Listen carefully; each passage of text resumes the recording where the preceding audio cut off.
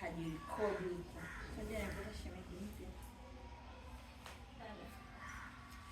Mimi sipendi utoke. Tafakari neno la Mungu. Maana kumekucha. Kanisa imehamia ndani. Wewe nawe neno la Mungu. Basi mara moja badilika kipenzi. Dada, umepatwa na nini? Dada yangu? Kumbe gani? Kwani una shida gani dada yangu? Badilika basi. Sasa hivi nakuona tu dada yangu, mara kwenye vilabu, mara hivi unafanya matukio ya ajabu ambayo hayampendezeshi Mungu. Badilika dada yangu, nakuomba.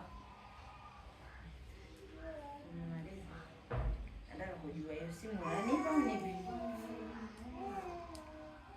Simu nakupa, lakini kwa sharti moja.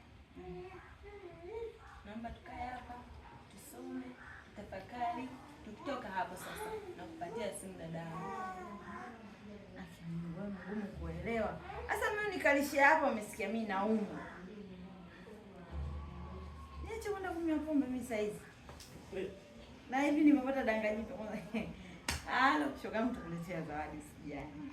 Dangalo lina hela. Hey! Dada uko sawa kweli? Bibi, mniache. Uko sawa? Unanipa simu nipi? Sikuweza nikwambia dada yangu.